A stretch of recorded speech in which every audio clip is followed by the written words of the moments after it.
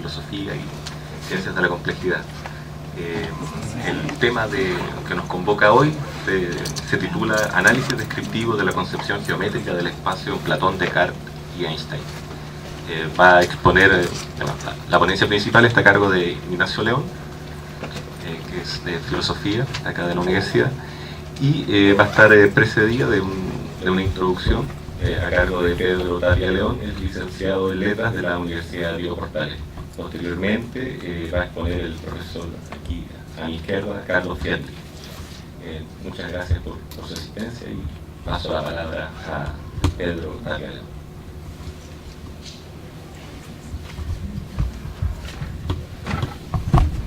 Hola, muy buenas tardes.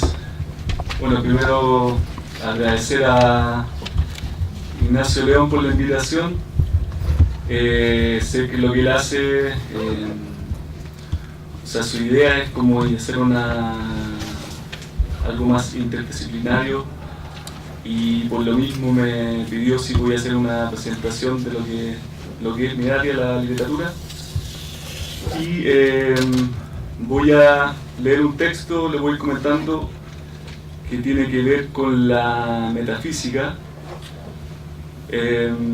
y parte de la pregunta o la hipótesis que es si ha muerto la metafísica. Y espero que de alguna forma esta pregunta se relacione con también lo que va a hacer después Ignacio.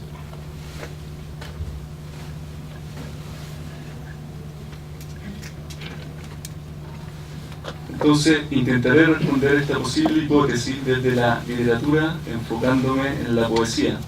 Apoyaré mis reflexiones desde la lectura de los escritores y críticos literarios Gastón Bachelard y su texto La poética del espacio, Maurice Blanchot con el espacio literario, además de Roger Calvat con su emblemático libro titulado Piedras.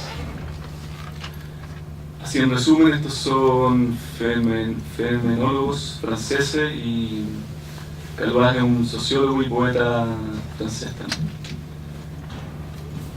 Pienso que esta es una pregunta contingente, ya que en la actualidad la evolución de las concepciones lingüísticas, filosóficas y científicas proponen una perspectiva menos enigmática y consecuentemente objetiva y racionalista, encargándose de desmentir todo lo que se pueda considerar misterioso o sagrado. En dicho sentido, más que una muerte de la metafísica, yo pienso en una transformación que tiene este proceso de conocimiento.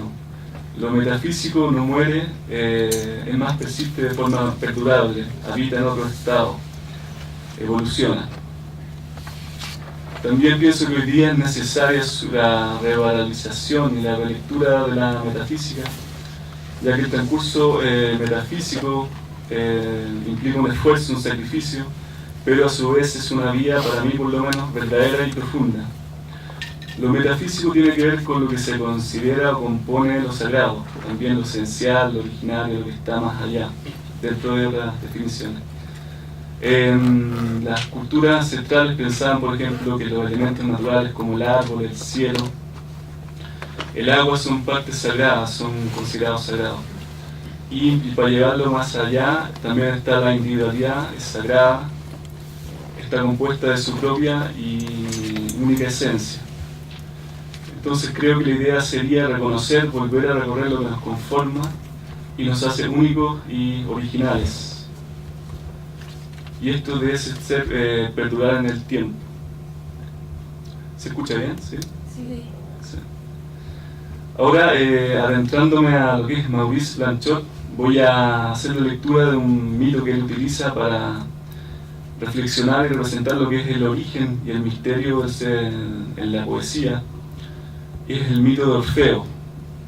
Este mito, bueno, aparece en varias partes, pero principalmente en el libro 10 de la Metamorfosis de Ovidio, y dice más o menos así: después de ayudar con su música a los argonautas en guerras y navegaciones, Orfeo se casó con Eurídice y se estableció en Tracia, pero no fueron muy felices.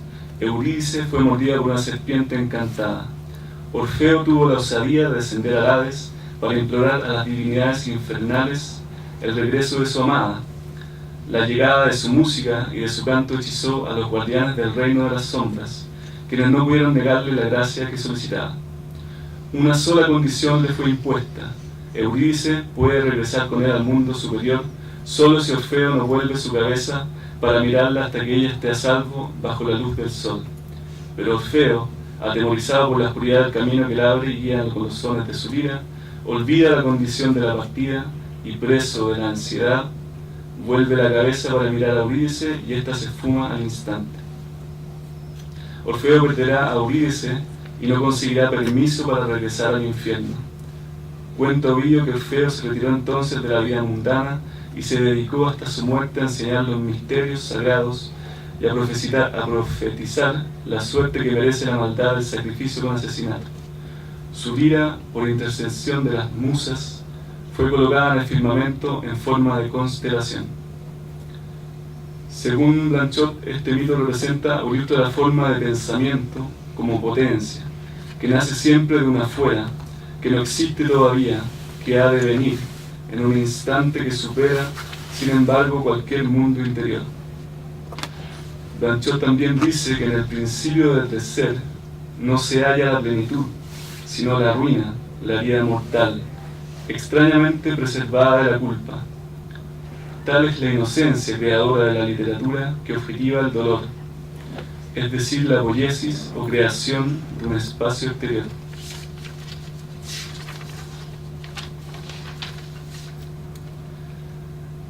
Sigue la reflexión Blanchot en cuanto a la tarea de lo que sería las personas dedicadas al estudio del conocimiento, filósofo, humanista, y dice que hay una necesidad de rescatar el pasado, y de alguna forma esto también se relaciona con lo metafísico. La tarea filosófica contemporánea se compromete con el pasado, con los restos de sus huellas y de sus valores, integra su significado en una tradición y nuestro presente en esta última. Pero esta mirada hacia atrás, como la mirada de Orfeo, no tiene otro objeto sino la oscuridad del tú. Todo acto de comprensión filosófica es así un acto de habla o una construcción estética a través de los cuales quisiéramos devolver al presente de la vida el enigma que nos retiene en una fascinada mirada sobre el pasado. Después introduce la idea del ídolo, que es un símbolo para el poeta metafísico y para variados filósofos, entre ellos Nietzsche. Dice que quien profundiza el verso debe renunciar a todo ídolo, debe romper con todo, no tener la verdad por horizonte ni el futuro por morada, porque de ningún modo tiene derecho a la esperanza, al contrario, debe desesperar. Quien profundiza el verso muere, encuentra su muerte como abismo. Es interesante esta concepción abismal en que se encuentra el poeta en su proceso creativo, ya que propone la búsqueda de lo metafísico y el misterio. Entonces, un poco cerrando esta idea, la metafísica se concibe como la experiencia originaria, a su vez el estado último y el aliento antecedente a la transformación inabarcable de la muerte. Lo metafísico no permanece en este espacio, es un desplazamiento energético que proviene de la materia cósmica y que solo para nuestro lenguaje limitado nos permite recorrer algunos surcos de ese conocimiento místico. Su lenguaje son signos que recorren el universo, transmitiendo verdades veladas por el tiempo. El poeta que experimenta y logra ser receptor y transmisor de estos símbolos comprende solo un ápice de esa experiencia, de esa corporeidad críptica y alucinada.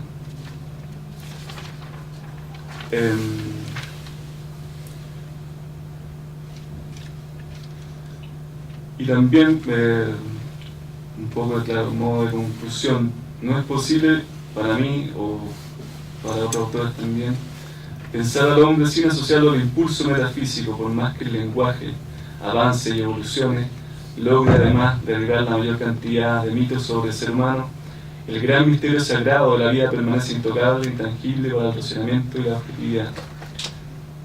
La experiencia vital es una epifanía, un fulgor desmesurado que no acaba en la muerte, sino que perdura en una materia transformada. La experiencia metafísica sobrevive y sobrepasa los límites de la realidad. Exhibe su voluptuosidad en cuerpos que han sobrevivido al tiempo y su paso invisible sobre la tierra, como lo describe Roger Caillois en su libro Piedras, que a propósito, si lo pueden encontrar, lo recomiendo, un libro muy precioso.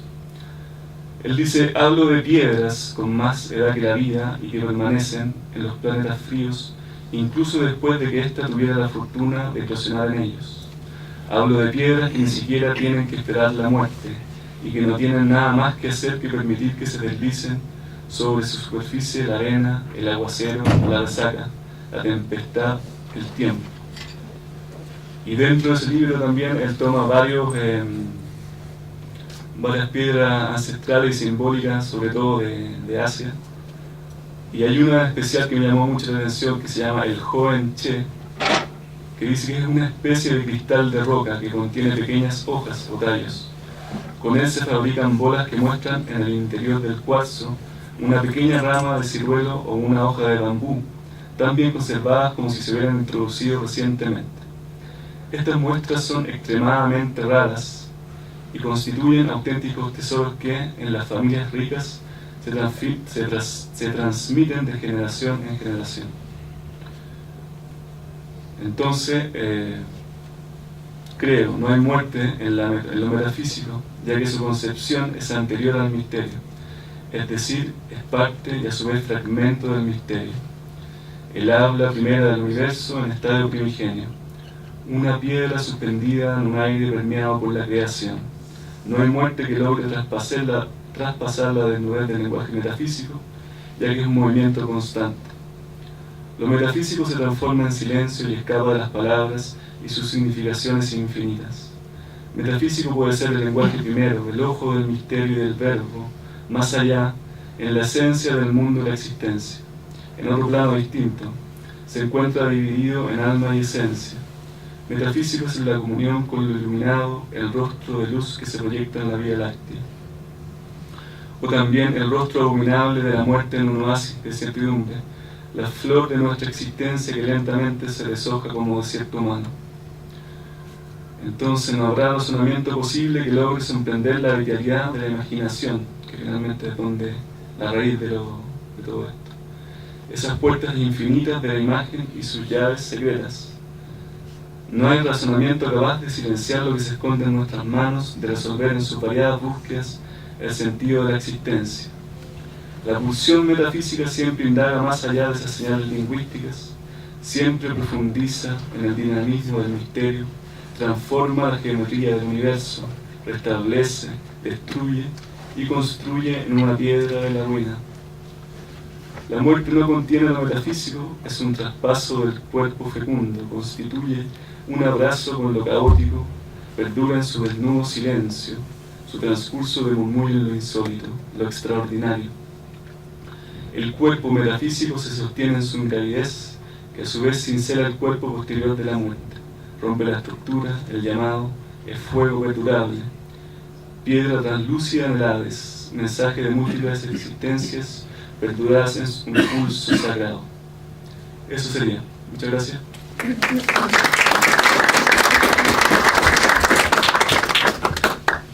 Hola a todos, muy buenas tardes. Luego de esta introducción, que le agradezco mucho a Pedro Tapia,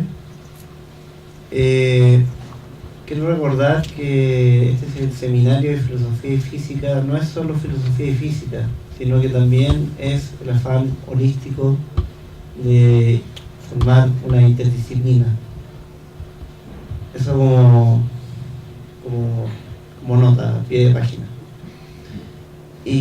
Pero ahora vamos a ir más a lo técnico, por decirlo de alguna manera, y vamos a tratar de unificar dentro de lo posible, que es bastante difícil en realidad, estas dos aguas que son la filosofía y la física. Partiremos, como dice el programa, viendo a Platón, después miraremos un poco a Descartes, para después finalmente dejaré la tarea más difícil al profesor Carlos, que se encargue de nuestro querido amigo Einstein. Y bueno, en general,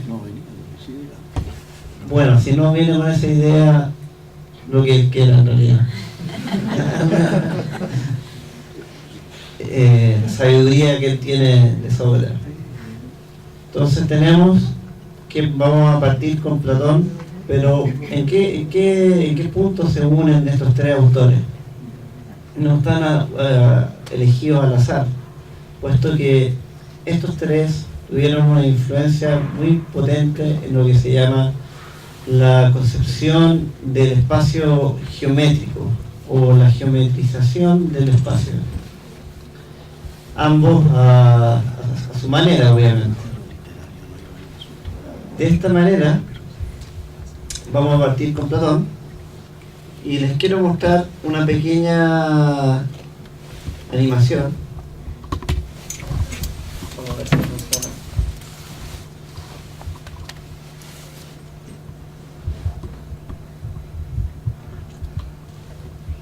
Vamos a ver aquí.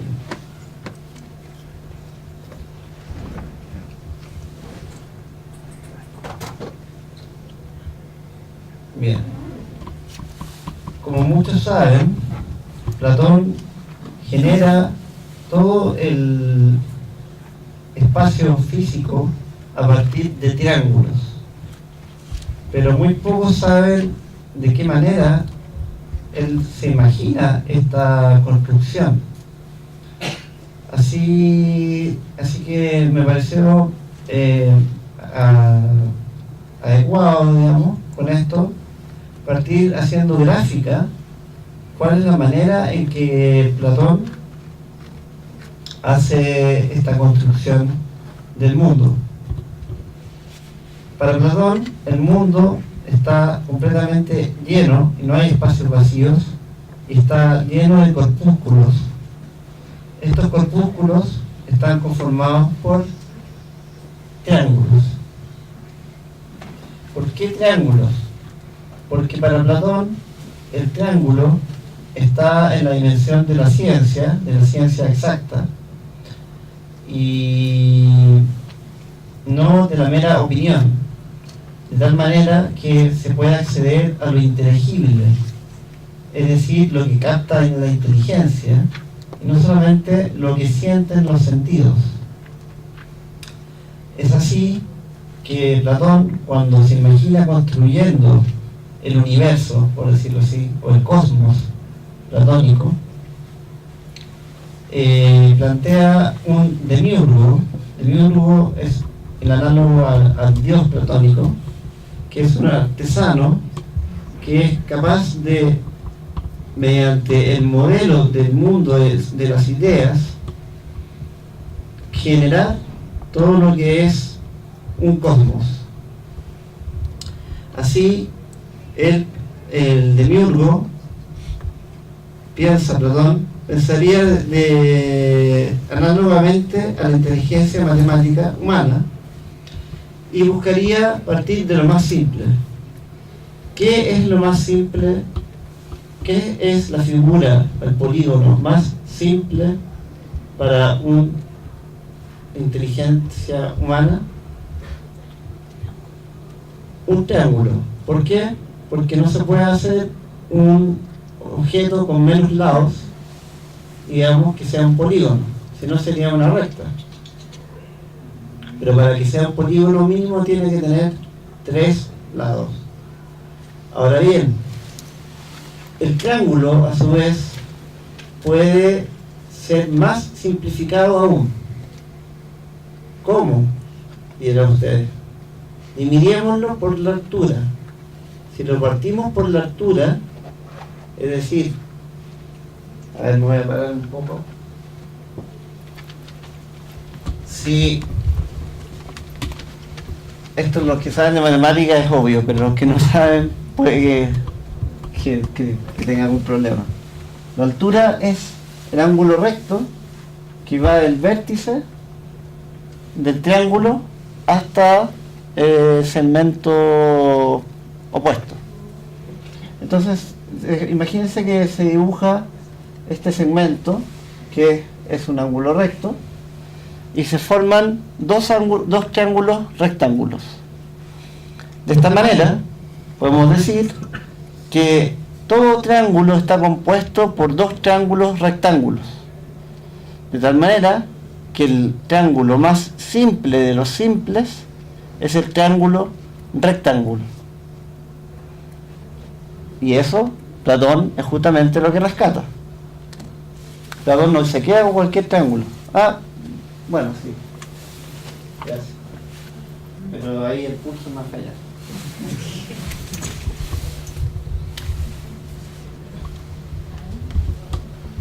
Ponemos cualquier triángulo. Y hacemos la altura. Esa es la altura. Que nos queda un triángulo acá y un triángulo acá. Pero ¿cuál es lo que tienen en común? Que ambos son triángulos rectángulos. De esta manera, ¿cuál es el triángulo más simple? ¿Cuál es el polígono más simple? ¿Y cuál es la idea matemática más simple, geométrica que puede pensarse según Platón? Un triángulo rectángulo.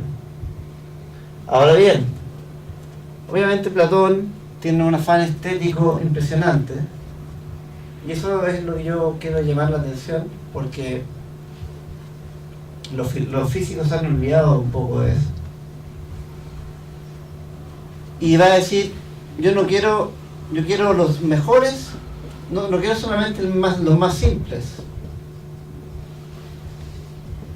sino que quiero los más bellos. ¿Y cuál va a ser los más bellos? Los que tengan la proporción más bella.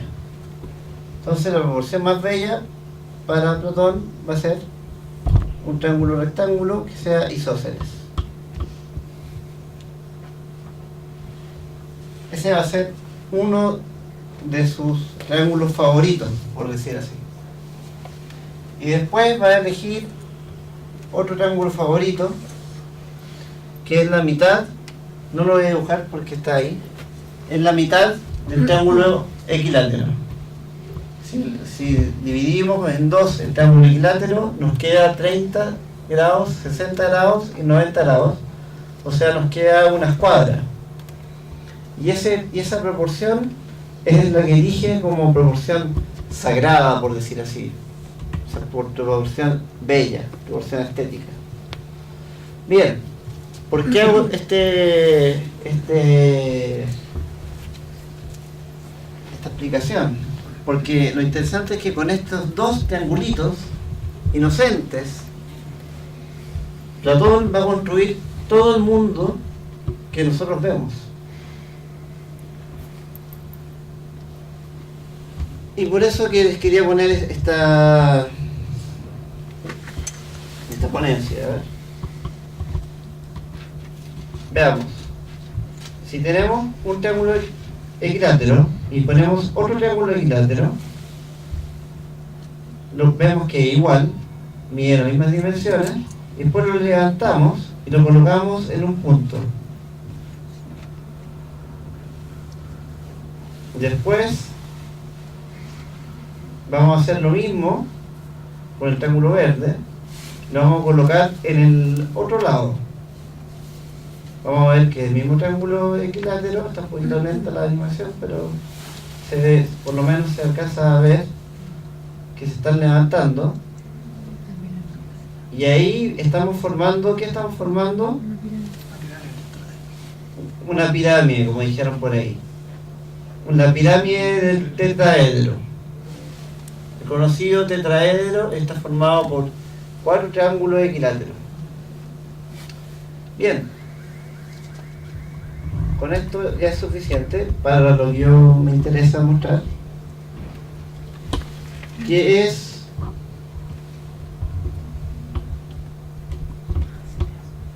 esto, pero está un poquito feo. Vamos a ponerlo un poquito más grande.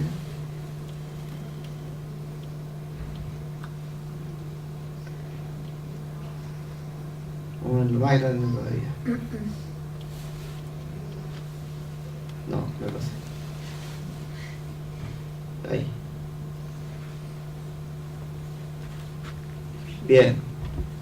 Entonces, ahora, además del tetraedro, que es una de las figuras platónicas que construyó a partir de sus triángulos rectángulos, podemos construir 5 figuras más Con el triángulo, rectángulo, isósceles, ¿qué figura podemos construir con el que tenemos ahí? Con el triángulo, rectángulo, isósceles podemos generar un cuadrado. Y si generamos un cuadrado y tenemos 6 cuadrados, podemos juntar las caras y formar un cubo. Bien, ese cubo va a ser representado por Platón como el corpúsculo de tierra. El tetraedro va a ser el corpúsculo de fuego. El octaedro va a ser también triángulo equilátero, pero van a ser 8 triángulos equiláteros y van a representar el corpúsculo de aire. Y el icosaedro va a representar el corpúsculo de agua. Ahora, la gracia de estos corpúsculos es que matemáticamente Pitágoras, en el contexto de la geometría euclidiana de su época, se había demostrado que no podían haber más poliedros regulares que 5. De tal manera que los 5 elementos coincidían con los 4 elementos terrestres que estaban en el mundo del devenir, y el dodecaedro fue asignado al cosmos por Platón como una figura independiente y que no estaba en el devenir. La palabra de devenir viene de transformación y de cambio, de las cosas que son de una manera y que después pasan a ser de otra manera. Lógicamente, en la práctica, por ejemplo, cuando quemamos un fósforo, una fogata, transformamos la madera, la tierra, en humo y en fuego. Esa transformación está explicada también mediante estos,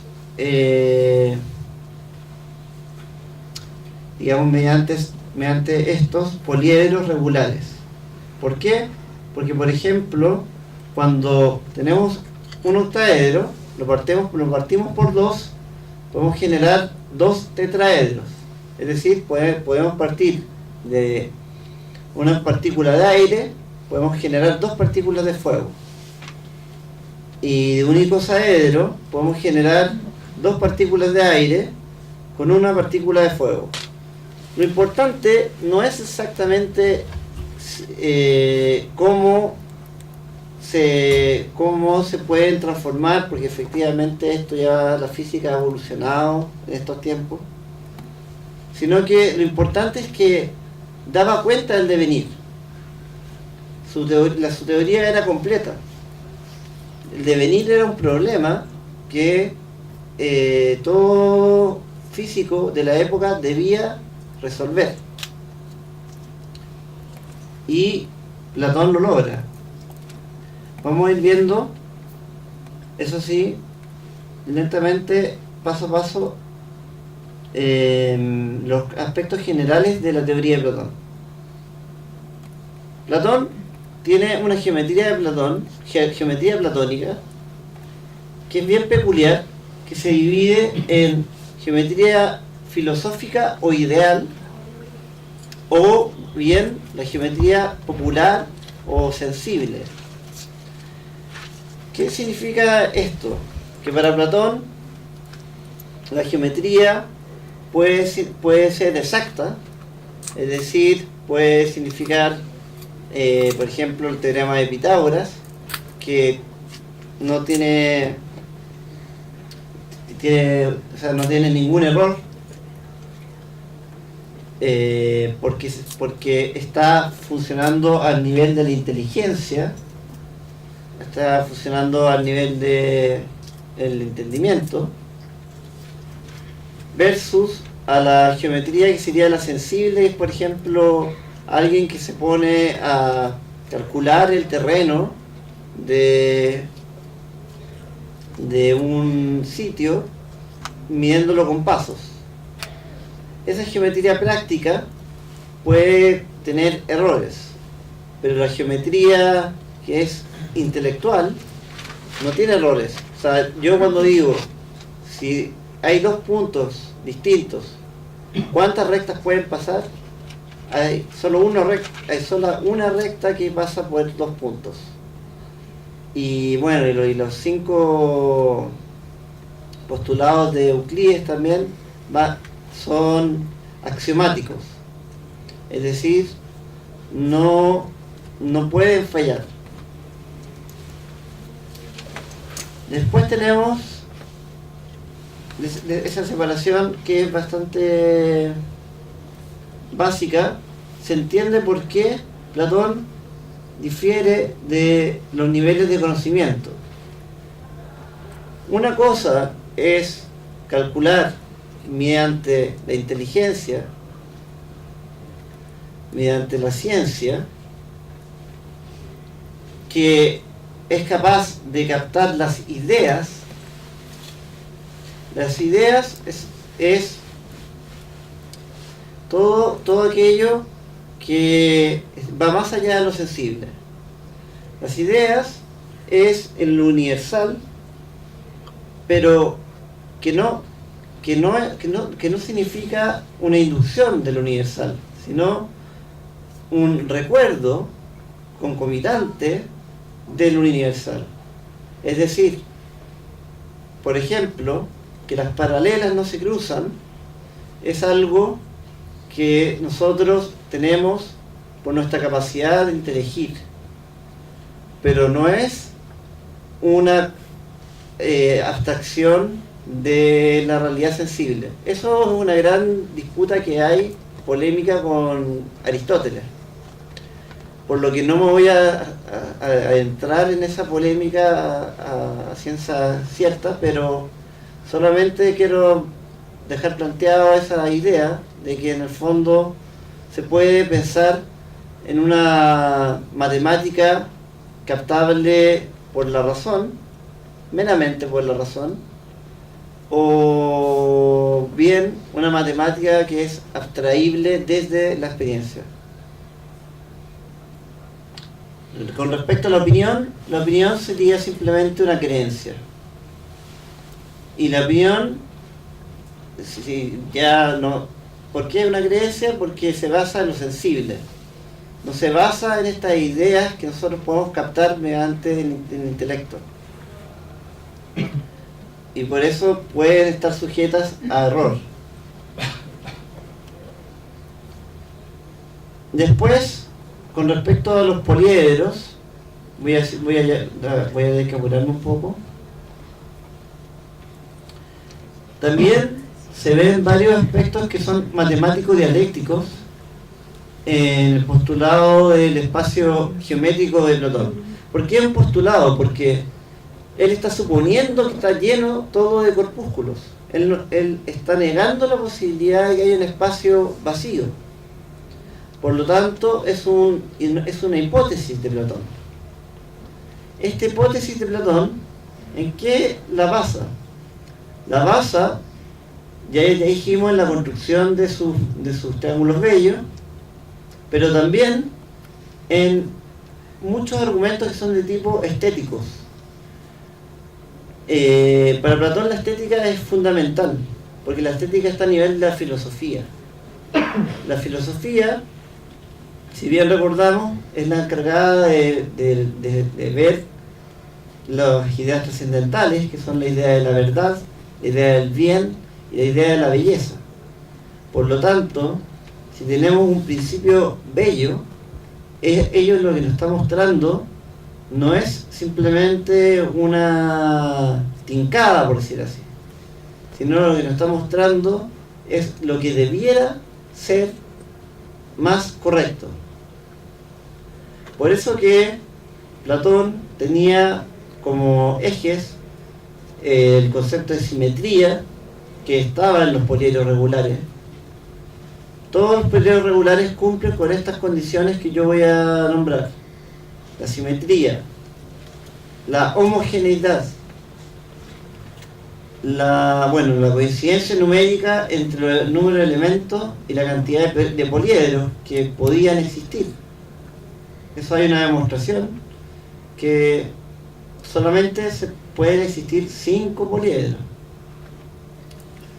La regularidad viene de que son todos hechos de polígonos regulares y además son todos circunscritos por una esfera, es decir, el todo. Platón tenía una predilección por la esfera, consideraba que la esfera era geométricamente aún más bella que todos los poliedros regulares juntos, y la esfera tenía la propiedad de poder circunscribir a cada uno de ellos. Bien. ¿Cuánto llevo?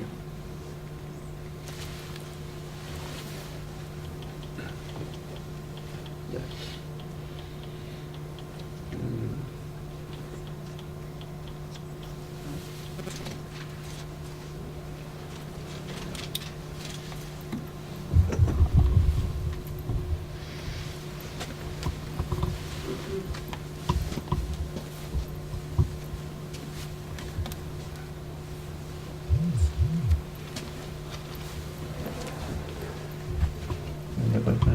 ¿Se puede poner más zoom? Sí. Puedes cerrar el de allá. Cerrar la de La de al lado. Si cierro ese, después no voy a poder moverme. Ese es el problema. Con eso me muevo. Ya. Quiero esto que se note más grande.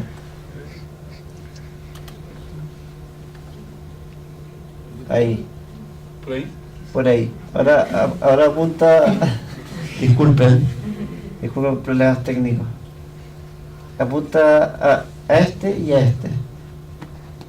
Porque hay dos grandes separaciones. Uno, los objetos reales para Platón, y otro, los objetos que son los objetos comunes y corrientes sensoriales. Los objetos reales para Platón vienen a ser las ideas geométricas. Esos son los que podemos captar nosotros con la inteligencia. Esos son lo real para Platón, lo que es muy extraño desde el punto de vista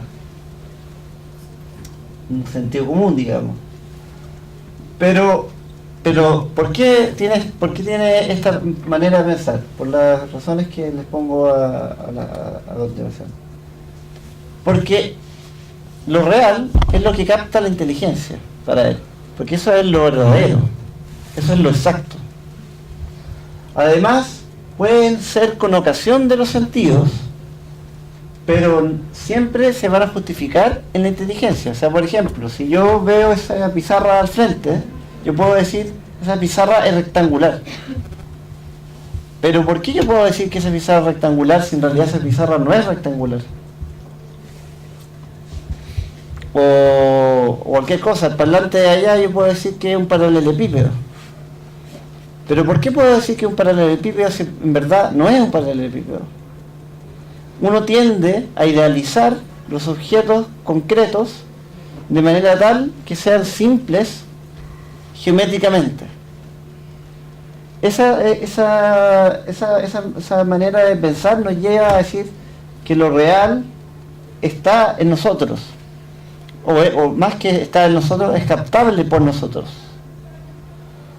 Bien. Entonces tenemos que todas estas ideas son llamadas por Platón ideas, pero que en Plotino, que es un continuador de Platón, estas ideas en realidad no solo son llamadas ideas, sino que son llamadas obras o creadas por la existencia de la inteligencia de Dios.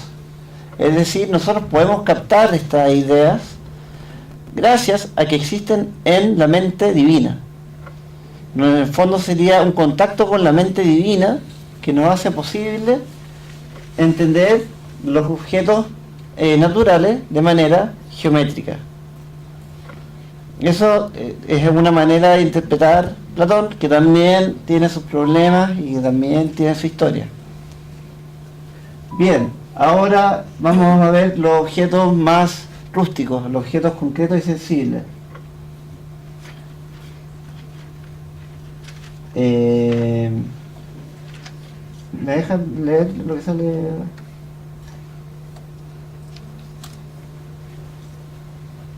Ya. ¿Son qué objetos? Son los objetos que están en el espacio y en el tiempo. A ver, ¿el triángulo está en el espacio realmente? No, el triángulo está en nuestra mente. El triángulo persiste por siempre, es eterno. El círculo es eterno. Las cosas son las que van variando y se van cambiando con respecto, se pueden parecer un círculo de repente, después se pueden parecer un triángulo, después se pueden parecer un rectángulo, pero son las cosas. La idea de triángulo nunca va a perecer. Por eso que están en nuestra mente, no se nos va a olvidar. Bueno, se nos puede olvidar, pero no es la idea. Entonces los objetos aparentes, que son los que están en la multiplicidad, son partícipes de la idea, pero no lo son. O sea, se parecen a la idea, no evocan la idea, pero no son la idea. Después tienen múltiples formas y tamaños, pero se clasifican según las ideas geométricas. Platón explica que no son perfectos, pues son objetos creados. Ahora, cuando yo les expliqué todo este mundo construido de poliedros, se me imaginaron, no sé, un montón de tetraedros que eran como bien agudos y bien espinosos y quemaban. ¿Por qué? ¿Por qué queman? ¿Por qué queman? Porque son muy puntiagudos. Y como son muy puntiagudos y van muy rápido y son muy pequeños, pueden quemar. Toda esta idea que es media fantástica de Platón no es perfecta, porque en realidad no hay tetraedros exactos, hay especies de tetraedros, más chicos, más grandes, más gordos, un poco doblados, etcétera, pero están hechos a la luz del artesano, de cómo el artesano quería hacerlo. En el artesano, en la mente del artesano, están hechos perfectos. Es una analogía como por ejemplo con cualquier artesano que quiere hacer una pintura. Una cosa es la idea de la pintura y otra cosa es la pintura que finalmente él hace. Muy bien. En el caso de la materia concreta solo se nos aparece, es decir, vemos cómo nos afecta a nosotros lo que es. Sus propiedades pueden inferirse, pero no observarse. Y la materia nunca deja de ser ni en el espacio ni en el tiempo, así solo se transforma para Platón y solo cambia de estructura geométrica. Esto es muy importante porque así el ser se mantiene, nunca deja de ser, pero el devenir también existe. Entonces explica el devenir y explica la paradoja de Parménides, que lo que es y tiene que seguir siendo para siempre. Y así la materia sigue siendo, pero lo que cambia es su forma geométrica. Ya. Muy bien con respecto a Platón. Ahora vamos a ver Descartes.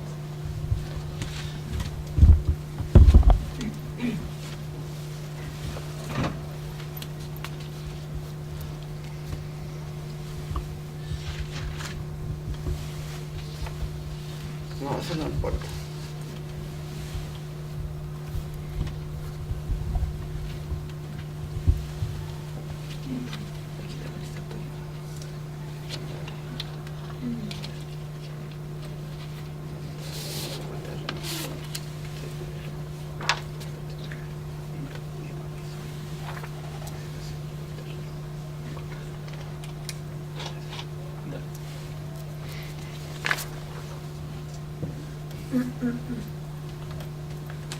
Ya voy a tratar de apurarme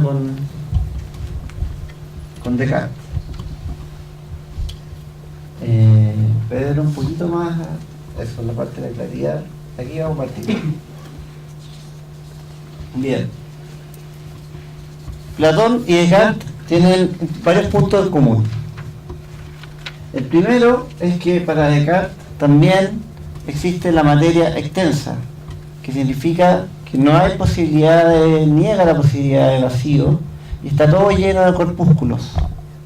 Bien, entonces, y además, él considera que la única ciencia realmente exacta son las matemáticas y la geometría, o sea, la aritmética y la geometría. De esta manera, va a creer que la física tiene que sustentarse en la geometría. De esta manera, tenemos que la claridad y las ideas más distintas y más claras están en la geometría. Y entonces tenemos que pensar que los corpúsculos, lo que nos interesa realmente de la materia, es el tamaño, algo geométrico, la figura, algo geométrico, la posición, también geométrico, y como es física, mete el movimiento, pero el movimiento local, solamente el cambio de posición. Si subimos un poquito más para arriba, vemos que todo esto viene del núcleo que es la geometría cartesiana. Todo esto es geometría cartesiana. El mundo está hecho de materia y extensión. Mejor dicho, de materia y extensión. Nosotros no podemos más que entender a la materia con las ideas de la geometría.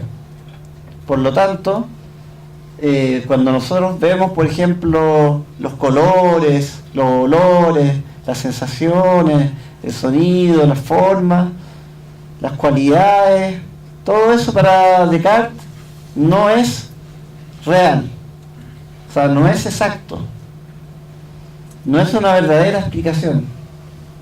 La verdadera explicación siempre va a ser la extensión. Entonces, él va a explicar, en base a eso, cómo funciona el calor, según su teoría, cómo funciona la luz, y con respecto a la luz, es interesante porque va a salir sus tres corpúsculos. Uno van a ser los que son los emisores de luz, otros van a ser los que son los transmisores de luz, y otros van a ser los reflectores de luz. Los emisores de luz son aquellos que obviamente emiten la luz, pero son llamados los elementos de fuego. ¿Ya? Por ejemplo, el sol, por ejemplo, las llamas, etc. Los transmisores va a ser el cielo, pero el cielo pensado no en las nubes, pensado en el espacio, en el éter. Y los reflectores van a ser la Tierra, pero el planeta Tierra, el cometa, los cometas, la luna, etcétera, que reflejan la luz. Bien, ahora lo que yo les conté un poco antes es que la realidad se divide entonces en lo que parece ser real para Kant, para Descartes, que son las sensaciones, que en realidad puede ser un cosquilleo, un dolor, un sonido, etcétera, pero en verdad, cuando yo tengo un cosquilleo y un dolor, yo no tengo idea de qué es el objeto que me está haciendo el dolor. Yo no puedo adivinar, es un elefante que me pisó. Tengo que verlo de otra manera. Y esa otra manera que tiene que ver es lo que se llama las cosas que lo producen. Y ahí es cuando empieza con sus teorías que son teorías de materia con extensión. Bien, porque ahí habla, por ejemplo, las perturbaciones del aire, el calor, que el calor sería agitación térmica de los corpúsculos, y etcétera. Vamos un poco más arriba, siguiendo el reloj. Eso y un poquito más a la derecha. Bueno, como niega el vacío, tenemos que está todo lleno de corpúsculos, eso ya lo vimos. Por lo tanto, está todo lleno de espacio. La materia es espacio. Cuando hay una discusión con la materia prima de Aristóteles, para Descartes no existe la materia prima porque la materia prima no es una materia extensional. Bien, y siguiendo con lo de arriba, para explicar un poco los elementos dependen del tamaño y de la velocidad. Mientras más rápido se muevan, más daño provocan. Por ejemplo, los elementos de fuego son muy rápidos y tienen un tamaño muy pequeño, por lo cual no se pueden ver a simple vista. El aire también tiene un tamaño pequeño y se mueve rápido, pero no lo suficientemente rápido como para hacernos daño, salvo que haya un viento de 90 km por hora. Y los elementos de tierra se caracterizan por tener una gran resistencia y estar bien firmes, digamos, bien como conjuntos difíciles de separar. Sigamos la vuelta.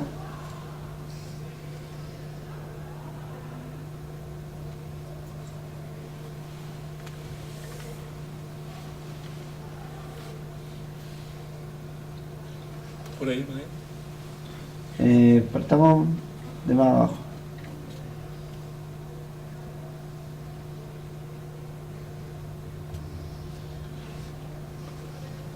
Eso, de ahí.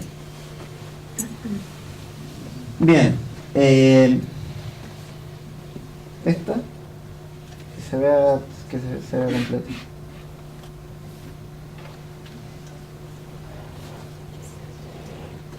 Sería bueno que se manejara así nomás, pero... Bueno, el calor y la luz están geometrizadas, pero ¿cómo? Eso es lo que vamos a ver ahora. Ve a la derecha. ¿Por qué? Porque la luz depende de las propiedades geométricas. Ya vimos que dependen de los objetos. Están los emisores, los transmisores y los reflectores. También dependen del movimiento local. O sea, según la velocidad que tengan, van a ser, para ser exacto, según la cantidad de movimiento que tengan, va a ser la fuerza con que destruye o no la geometría a los cuerpos. Y el calor es proporcional a la violencia del movimiento. Bien, otro punto importante de Descartes es que él niega las cualidades y reduce el movimiento, que antiguamente era considerado como cambio, es decir, hay cambio sustancial, hay cambio por alteración y hay cambio por respecto a la cantidad, y lo reduce todo a movimiento local. O sea, según él, todo se puede explicar con movimiento local. Esto es súper debatible y súper cuestionable. Yo creo que el profesor Finley se va a encargar de eso. Si alcanzo. ¿Cuánto queda? 4 minutos. 1 minuto. Es una pistola, ¿no? Ya, vamos a apurarnos para que el profesor Finley alcance. Para decir un poco.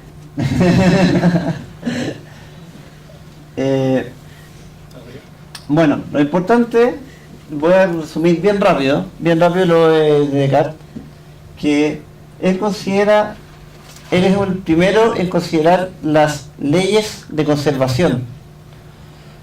¿Qué leyes de conservación? Antes en Platón se observaba la materia, Ahora se conserva la cantidad de movimiento. Pero bien, ¿qué cantidad de movimiento? El volumen por la velocidad. O sea, es proporcional al tamaño y es proporcional a la velocidad la conservación, digamos, de cualquier elemento. Y él plantea que en un origen Dios les da a todos un movimiento inicial y a todos un tamaño inicial. Y ese tamaño inicial y movimiento inicial se conserva a nivel global, pero con los choques, digamos, se pueden ir transfiriendo las distintas cantidades de movimientos, pero que la suma global se mantiene estática, lo que es un elemento precursor a lo que va a ser la conservación de cantidad de movimiento de Newton.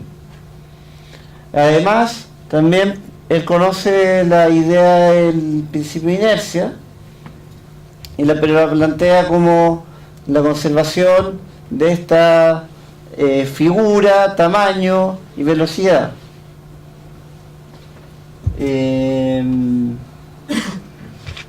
A ver, si avanzamos un poquito.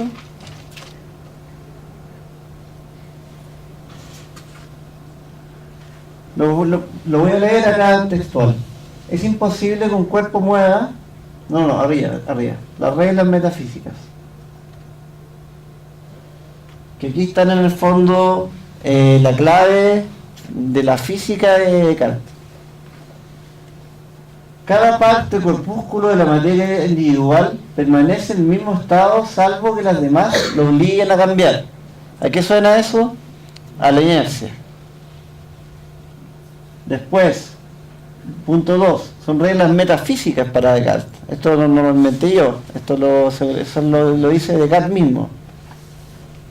Cuando un cuerpo empuja a otro, no podría transmitirle ningún movimiento a no ser que pierda al mismo tiempo otro tanto el suyo, ni podría privarle de él a menos que aumente el suyo en la misma proporción. En el fondo es como la acción y la pasión.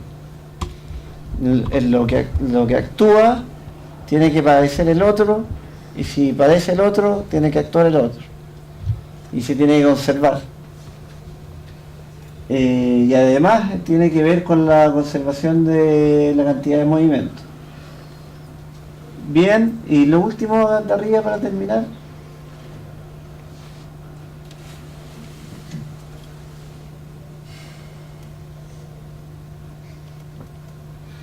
Ahí está.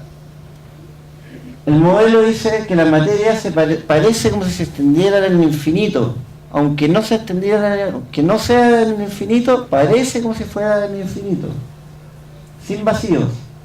La extensión es lo único conocible, sin formas ni cualidades. Él está en contra de Aristóteles, completamente. ¿Por qué? Porque Aristóteles incluye las sensaciones, y las sensaciones son lo que para él son apariencias. Por eso que él dice, no, solamente nos podemos quedar con la geometría. Después, la materia es lo que ocupa espacio. Esa es la definición. Nada más que eso. No tenemos idea cómo es. Puede que sea roja, multicolor, caliente, fría. No tenemos idea. Lo único que sabemos es que ocupa el espacio. Y además que la materia fue dividida en tamaño y velocidades iniciales, como les conté en el comienzo. Bueno, eso sería todo. Me alargué un poco, disculpen.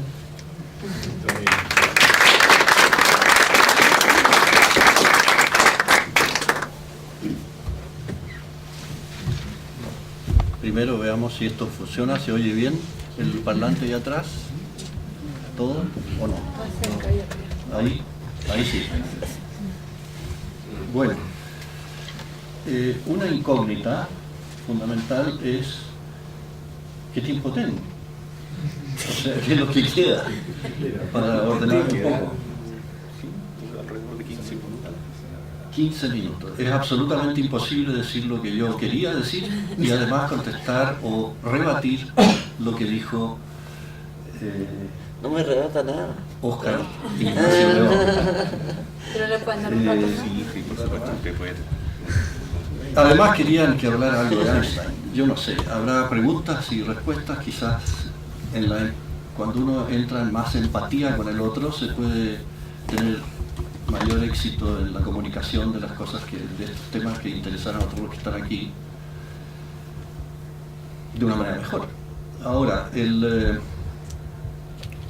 la impresión que me dio lo que expuso Ignacio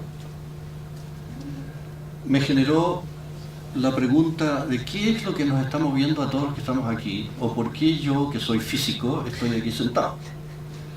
O también porque vienen algunos filósofos con los cuales hemos hecho de este tipo de reuniones en el pasado muchas veces. ¿Qué andábamos buscando? ¿Qué necesidades tenemos como seres humanos? Y en particular profesionalmente como físico, que es nuestra pasión. Y no es eso que expuso Ignacio. Lo de Platón o Descartes se puede tomar desde un punto de vista histórico. Hay un aspecto de mística en la vida de Platón y de su manera de pensar. Hay unas intuiciones fundamentales importantes, importantísimas. Ha tenido una gran influencia en la historia de la humanidad y en su pensamiento. Pero cuando vemos el detalle de los triángulos y los poliedros, para entender el mundo físico y lo que nos rodea, en esta necesidad humana de conocer y estar seguro de algo. El hombre actual tiene muchas inseguridades de diverso tipo. Y yo creo que muchos de los que están aquí buscan cierta seguridad en cuanto a esta pequeña facultad, no muy poderosa, que tenemos los seres humanos, de darnos cuenta de pensar. Yo no voy a decir ninguna de estas cosas en realidad, pero me inspiró Ignacio. Y entonces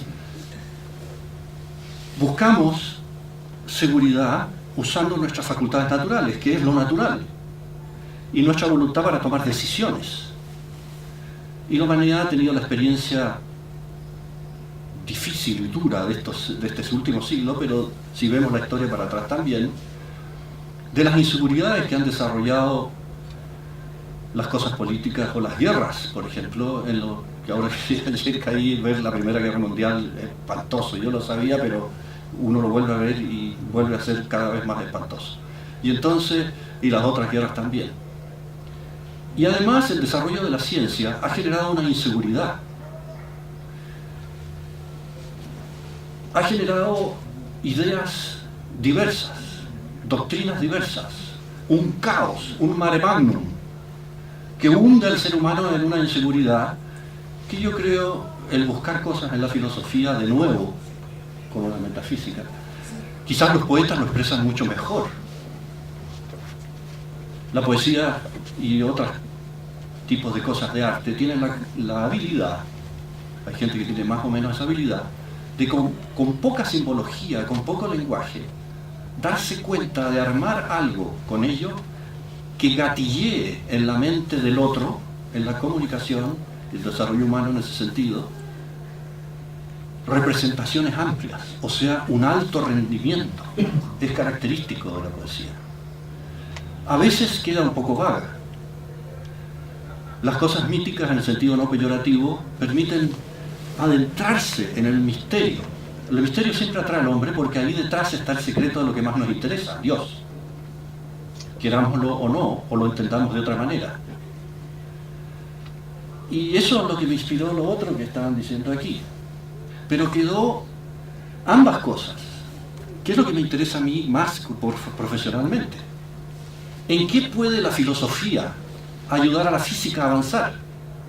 ¿Y en qué puede la física ayudar a la filosofía a avanzar? Pero rigurosa y exactamente. Claro que está el abrirse al blue yonder, que dicen los gringos. La gente, me interesaba Julio Verne de chico. Cuando estoy muy cansado de ir como topo o de paso a paso en el difícil arte de encontrar la verdad en las ciencias, o en la filosofía o en otras áreas, uno se cansa y entonces se imagina cosas. Y para eso también se usa la poesía. están los sueños, las inspiraciones, las películas, las novelas. Pero aquí yo creo que lo fundamental, cuando uno dice filosofía, física y astrofísica, es eso duro y que está en la realidad concreta, física, en la cual estamos inmersos y que es nuestras primeras facultades de acceso están ahí. No en lo sobrenatural que nos puede revelar un ángel o Dios, aunque eso puede ser utilizado en esa dirección por el mismo Dios, sino en el uso natural de lo que nosotros hacemos. Y eso comienza en los sentidos. Estoy radical y totalmente opuesto a la existencia de un topos Uranus, un mundo arquetípico de ideas abstractas que además son concretas. Lo encuentro en absurdo. No estoy en contra de Platón, admiro mucho a Platón y en muchos sentidos, en el mismo sentido que San Agustín, que influyó mucho en él. Es un hombre que tiene una visión hacia, más dicho en forma algo oscura, en la cosa poética que presentó aquí Pedro, ¿no? A mí me encanta también la poesía, pero en esto del intelecto, la inteligencia, yo no sé qué otras facultades tendrá el ser humano, pero por ahora lo que estoy seguro es que tenemos inteligencia. Mala será, pequeña, pero inteligencia al fin y al cabo. Y la inteligencia es para inteligir. Y lo primero que inteligimos es en la realidad sensible. Y eso sigue siendo seguro. Estas discusiones de detalle más académico entre Platón y Aristóteles, bueno, primero están muy alejadas en el tiempo y tienen una relevancia actual, ciertamente, en muchas de las cosas que se dijeron inspiradora, pero en muchas otras está atrasadísimo. O sea, era un pensamiento cándido, no en las verdades más profundas de Platón o de Aristóteles. Yo estoy más afín hacia Aristóteles. Los científicos son más afines a Aristóteles y Aristóteles más afín a los científicos de hoy. Y muchas de esas cosas surgen, aunque Platón también un poco, concedo eso. Platón tuvo intuiciones fenomenales. Algunos, un colega matemático nuestro, tuvo discusiones con Óscar Velázquez cuando trabajaba acá sobre ello, no convenció a Óscar Velázquez, que incluso había Platón intuido la importancia de las simetrías en la estructura del espacio o espacio-tiempo, o cualquiera cosas formalismos de tipo geométrico, topología, había intuido las simetrías fundamentales del espacio que están representadas actualmente por el trabajo de Sophus Lee, un matemático. Y el trabajo de Sophus Lee, sus simetrías, muy bien representadas en los poliedros, no solo los simétricos regulares, entre paréntesis, los 5 cuerpos perfectos de Platón, son los únicos posibles en 3 dimensiones, pero las figuras en 2 dimensiones, perfectas, regulares, son infinitas. Y veamos cómo será en 4, 5, 6 dimensiones, no lo ignoro yo, pero es diferente. De manera que en el espacio-tiempo hay cosas diferentes, además que es de otro tipo de estructura. Pues bien, la humanidad desde Platón y Aristóteles, después de 2300 años de pensamiento, ha llegado a lo moderno en las cosas de la física, y el problema está en que los físicos no saben presentar muy bien para la cultura general, o quizás es una idea mía, o podría quizás hacerse mejor, como lo hacen los artistas, estas cosas, y como lo hacen en alguna medida mejor que los físicos, los filósofos. Pero todo esto de los poliedros y de los grupos de transformaciones que dejan invariante algo, eso es un área especializadísima, extremadamente extensa, donde cada matemático que se especializa se puede especializar en un área de eso solamente, o en una subárea. Y en relación con los que se llaman grupos continuos, pero también los poliedros y todas las simetrías discretas, es decir, 1, 2, 3, en vez de ser variables continuas, han sido utilizados por la física moderna y llevaron a la realidad y al uso práctico incluso de utilización y de entender la realidad el sueño o visión de Platón. Pero infinitamente más. Entonces, ¿qué queda de eso de Platón que se expuso hoy día? Solo unas notas históricas o inspiradoras. Eso es lo que yo creo y estoy convencido. Lo siento, pero así es. Y no puedo extenderme más en eso, ¿no es cierto? Sería para largo. Es algo similar en las cosas básicas de Descartes, pero ¿por qué creen ustedes que Descartes lo que más se habla de él es la geometría analítica? Más bien por la intuición básica de Platón y lo que él descubrió.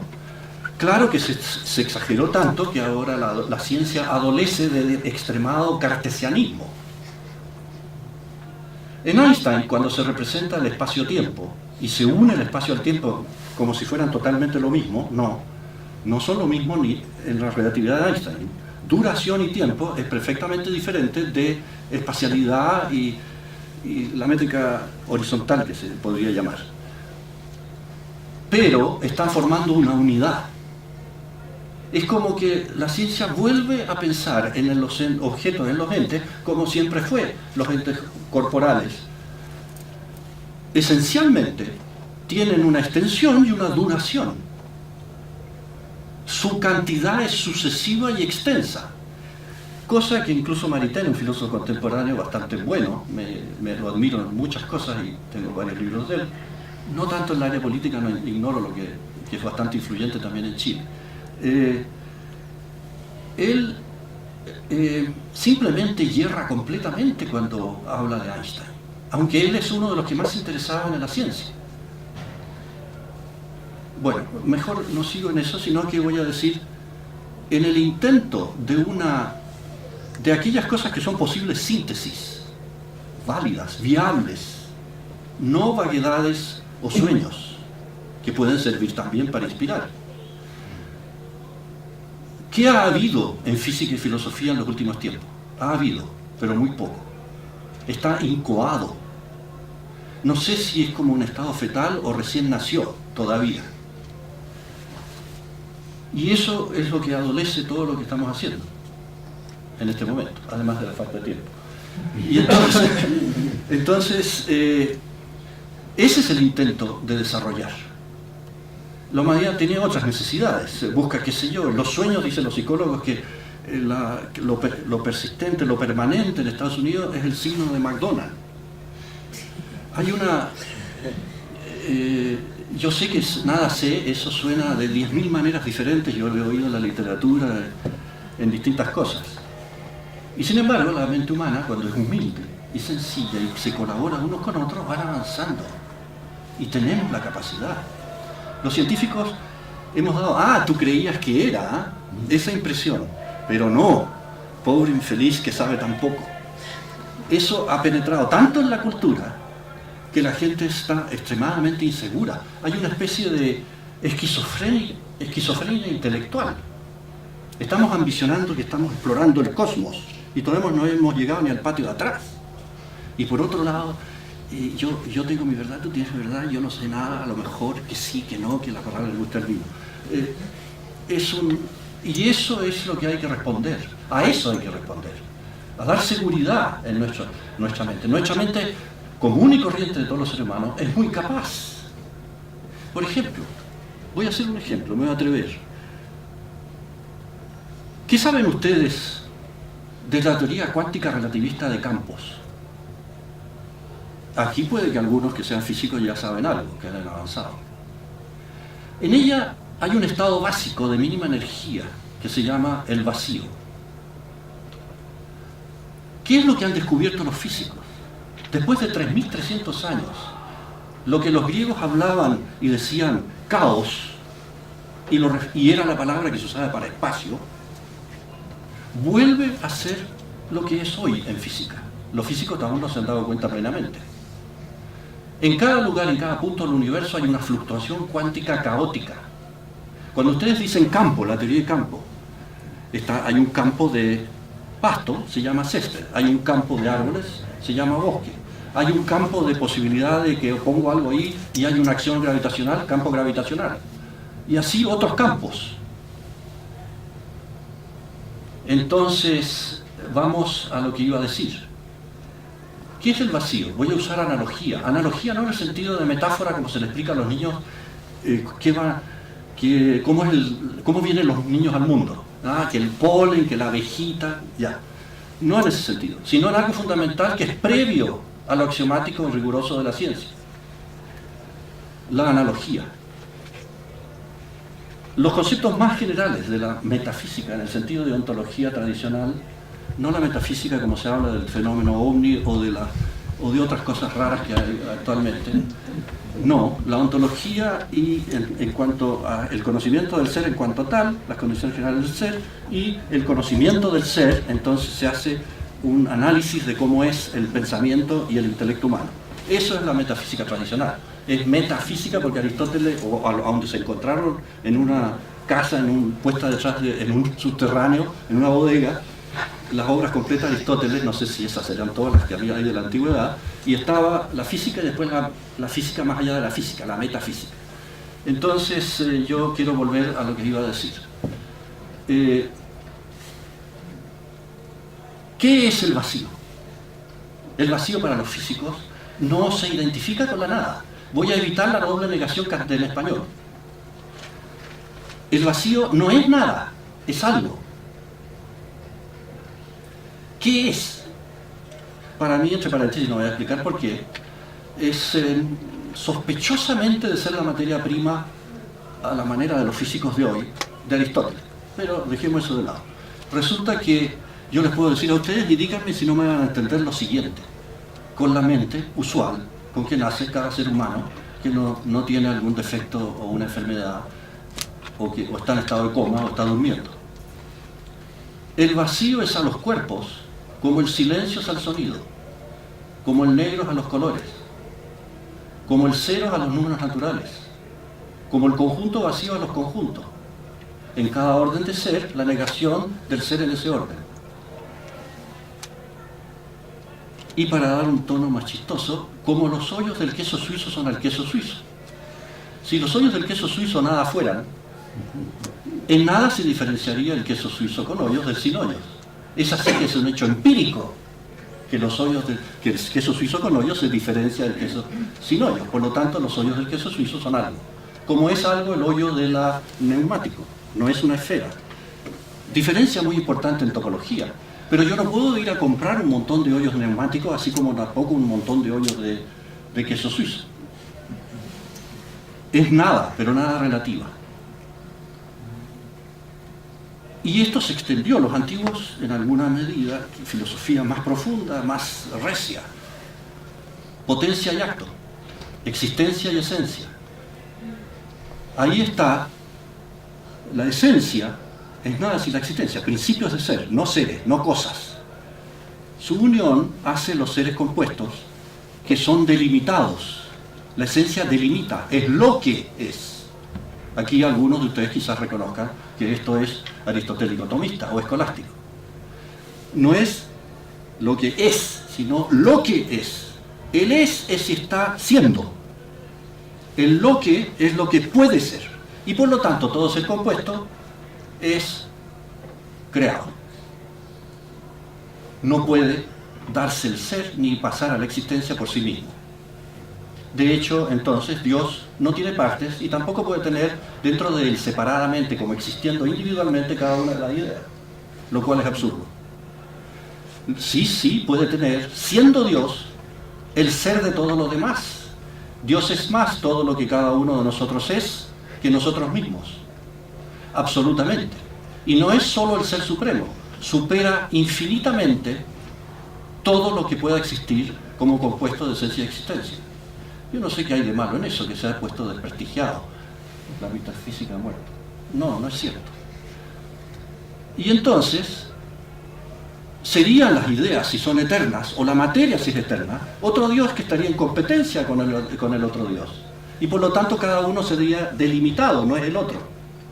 Y por lo tanto sería compuesto de esencia y existencia. O sea, lo que es y que está siendo.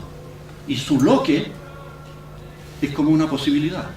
Eso no es Dios. La esencia de Dios, y hablando en el lenguaje humano, es que su esencia es ser, es lo que es, pero es el mismo ser. El ser, la esencia de Dios es el estar siendo. Ahí no hay distinción. Los seres humanos no podemos llegar mucho más allá, pero todas las cosas nos hablan de eso. Cada cosa podría decirse que es un nombre de Dios. Yo puedo decir que Dios es cada cosa, mucho más que cada cosa que está haciendo. No al revés, eso elimina el panteísmo. Cada cosa que es, no es Dios. Pero al inverso, cabría la necesidad de estudiar más eso. No se ha hecho mucho. Bueno, eso era parte de lo que iba a decir. Hay 10.000 otras cosas que se me ocurren. Otra de ellas es, lo busqué en un diccionario griego, dialéctica es un procedimiento, un proceso que la mente tiene para buscar la verdad, es una argumentación. Para los griegos también. No sé qué diantre es la interpretación de que Platón, dialéctica es otra cosa. No es como el intelecto, que es una facultad, una cualidad nuestra. Ahí que hablé de cualidad, permítame decirle otra cosa. En una época la ciencia se aficionó tanto a esto de la medida y la medición, que llegó y dijo en un slogan ya, Rutherford creo que fue, claro, dijo, quality is just poor quantity. O sea, la cualidad es solamente una mala medida de las cosas cuantitativas. Lo medido y la medición, especialmente las cosas continuas, cuando uno pasa al infinito en cualquier grado, hay muchos grados de pasar al infinito, siempre aparece más libertad. Entonces el continuo, si no digo que tiene una métrica, está amorfo. Ahora bien, si yo agrego, ¿qué hace el hombre para medir? Lo primero que hacemos es, primero el patrón de medida del National Bureau of Standards de París, o sea, el Bureau of Standards, es una barra platino iridio y hay que hacer unas marcas. Y está previo a eso que sea duro y rígido. ¿Cómo voy a definir rígido si no tengo un metro? ¿Y cómo voy a definir el metro si no tengo el aparato ese? Por lo tanto, es al revés el asunto. La cualidad determina la cantidad. No es lo que decía Rutherford, es totalmente lo contrario. Los científicos actuales no están aún convencidos. Algunos empiezan a darse cuenta, creo yo, hasta donde he mirado, no mucho. Como decía al principio, lo que me interesa es en qué forma pueden colaborar para que se ayude para avanzar más. Uno de los premios Nobel de Física, y voy a terminar con eso porque podría seguir 10.000 cosas más. Uno de los premios Nobel de Física, Steven Weinberg, en un libro que escribió a propósito de los esfuerzos que hizo cuando fracasó para que se hiciera en Estados Unidos el Superconducting Super Collider, uno de estos aparatos que aceleran partículas, y por eso Europa con CERN está ganando hace tiempo ya a Estados Unidos. Escribió un libro donde analiza una serie de cosas, y en una parte dice, si viene el filósofo y me ayuda, bienvenido sea, en uno de los capítulos. Pero si viene, por ejemplo, este filósofo, ¿cómo se llama? Bueno, no importa. Se me va el nombre en este momento, que no existe eso, son puras ideas, qué sé yo, es abstracto. Por ejemplo, incluso hay algunos matemáticos, incluso un filósofo que venía diciendo que era de los filósofos realistas, de los cuales yo soy más aficionado o afín a ellos. Era poner... ¿qué es lo que es un electrón? Un colega nuestro, Miguel Kiwi, se levantó y empezó a decir, pero el electrón, no, es un constructo. Ahora bien, yo no sé, eso no es un constructo. Aquí en la quebrada de Jiménez tenemos este universo, todo lo que se derivó del electrón, que se conozca y se reconozca, no va a variar, tendría que cambiar el cosmos. Pero yo iba a citar a este Weinberg, y dice, pero si viene el filósofo y me trata de convencer como si yo fuera un tigre, que toda carne es pasto, está perdido, que se vaya a la punta del cerro. El tigre que está a punto de saltar sobre la presa, traten de convencerlo que toda carne es pasto. Un filósofo ayudando a un físico así no sirve. Y viceversa. Un físico ayudando a un filósofo a meterse en cosas muy de mediciones, de materiales secundarias, digamos, en física hay un montón de cuestiones, de fundamentos y de cosas así, que algunos físicos se preocupan, pero el resto no lo necesita, incluso los desprecian un poco a un grupo de ellos. Bueno, esa es la situación actual. Yo soy partidario de las cosas rigurosas, de la metodología fina, de hacer poesía quizás. No es cierto, los físicos no han sabido hablar de la belleza, pero la mayor parte de las cosas que han desarrollado fue inspirada por la belleza, justamente. Entonces eso también es un poco al revés. No hemos sido capaces de mostrar esa belleza. Quizás ahora se está haciendo un poco más para que la gente se fascine, como se fascina con una obra de Beethoven o otra cosa. O sea, el físico en cuanto artista en las cosas que hace. Bueno, mejor no sigo hablando, porque si no me van a echar de mí. Eso es todo.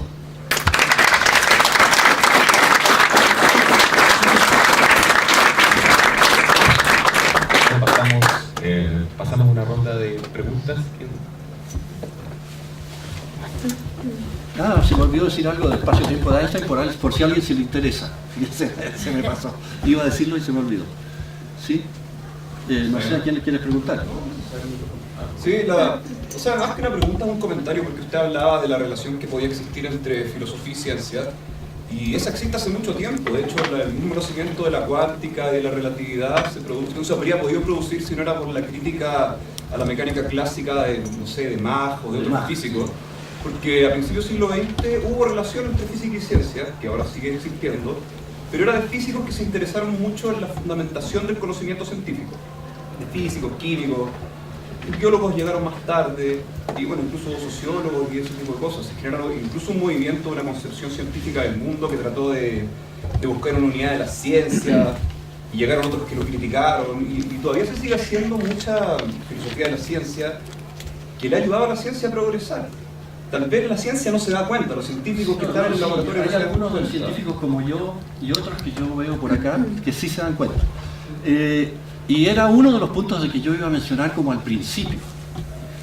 La filosofía, y también lo mencioné en la otra reunión que tuvimos, la otra sesión. La filosofía y la ciencia, y la física especialmente, pero la ciencia en general, se han influido a través de toda la historia, notoriamente. Se tiende a olvidar ese hecho, notoriamente. De hecho, algunos de los más grandes físicos de la física cuántica, por ejemplo, Heisenberg y Schrödinger, eran bastante especialistas en filosofía griega y influyó en lo que desarrollaron. Sí, pero más allá de filosofía griega... No, quería decir, de todas ellas. Hermoso, filosofía griega. Pero más allá de eso, yo creo que los que somos científicos deberíamos buscar una filosofía que nos ayude a entender los fundamentos de lo que nosotros hacemos, tanto en la creación de teoría, en la metodología científica, incluso en algo como la medición. Sí. Algo como la medición es algo que es susceptible a ser tratado filosóficamente y lógicamente. De hecho, se ha escrito mucho. Y así como van saliendo nuevos avances científicos, también van saliendo nuevos avances filosóficos respecto a esos avances científicos. Pero como dice, no se detiene. Se ha escrito mucho. Yo he leído bastante de todas esas cosas. Todavía para mi hambre es poco. Una vez aquí un colega manifestó su hambre en otras charlas de filosofía y lo retaron.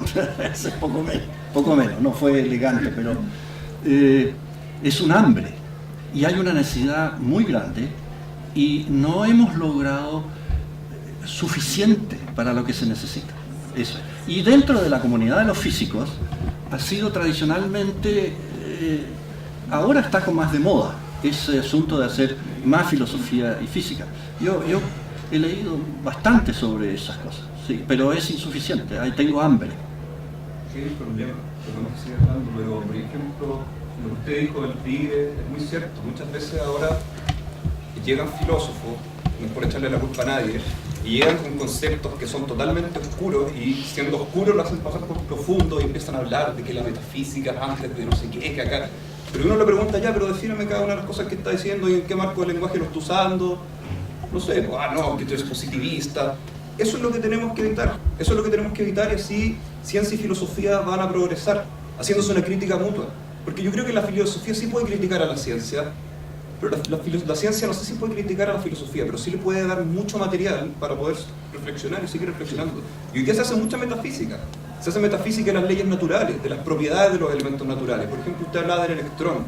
Hay una discusión muy grande entre eso de decir, o sea, lo de que es un constructo está bien, pero ¿cómo lo definimos un electrón? ¿Lo definimos en cuanto a qué? En cuanto a qué podemos medir, en cuanto a qué podemos observar, en cuanto a todas las situaciones en que se ha presentado algo que nosotros lo llamamos electrones, o existe un electrón puro que nosotros no podemos ver directamente, pero sí podemos ver sus consecuencias. Y hay una discusión muy grande al respecto, y yo creo que su hambre, bueno, sí, yo también tengo mucha hambre, pero es justificada. Pero hay migajas que están muy buenas, y por eso mismo le digo que hay progreso que se está haciendo en el área. Por ahí.